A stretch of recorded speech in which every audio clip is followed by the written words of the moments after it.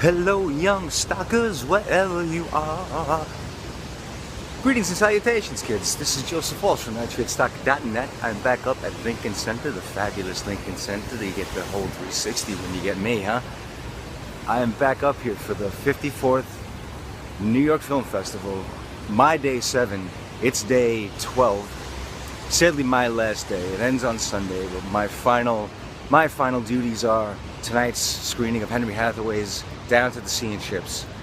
I always hate saying goodbye to these, well, not always. This is only my third year up here, but, well, now that counts as an always, right? It's 3 years running, so it's always. I always hate saying goodbye to this festival, because it's become one of my favorite times of year, and I see so many incredible films up here, so many of them in 35mm, so many that I've never even heard of before, that I get to experience for the first time. But yeah, this is my day 7. I think this will be my 10th film in 7 days, which is another thing I like about being up here. You can just cram so many movies into a short amount of time.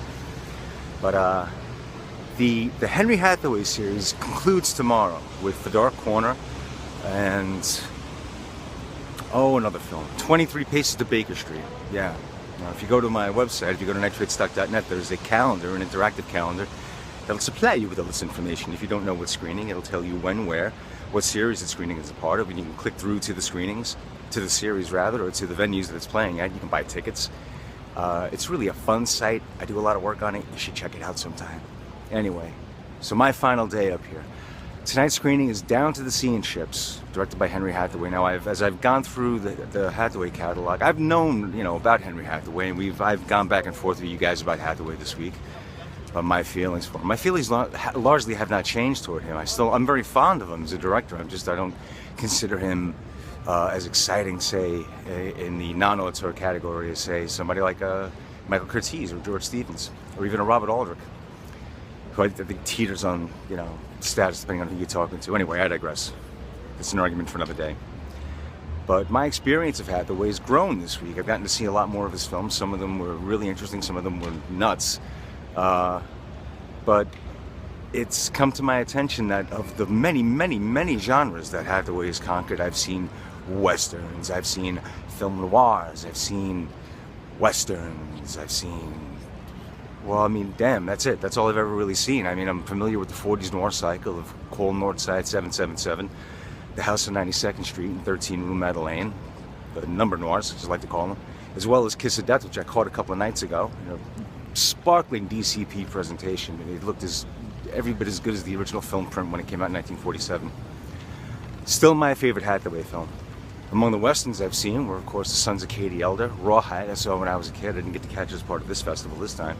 And, of course, True Grit, which was the movie that finally nabbed the Duke as Oscar.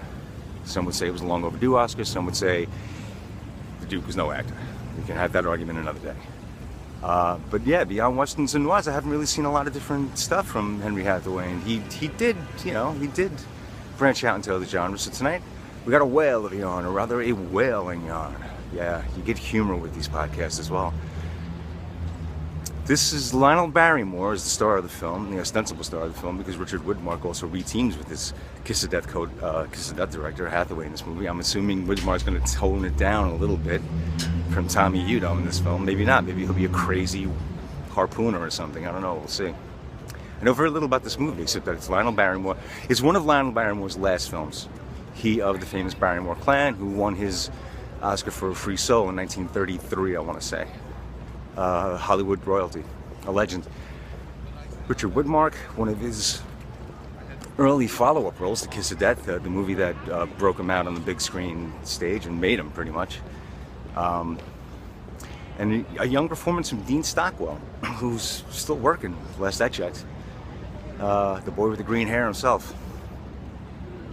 It's a tale of a older whaler taking his grandson into the whaling industry, and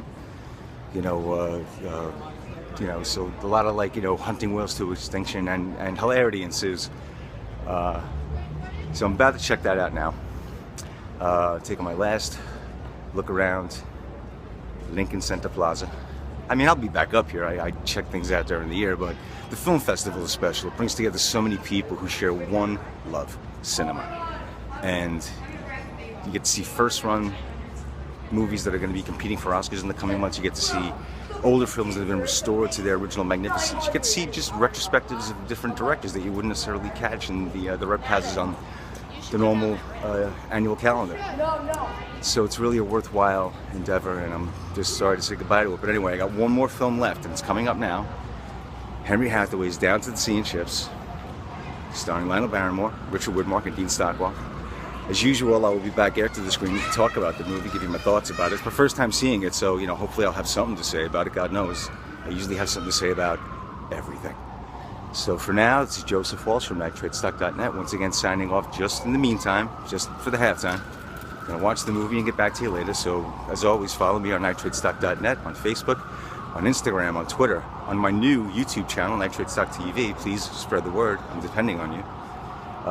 So signing off for now. I'll be back in a little bit to talk about the film. Stick with me, Stockers.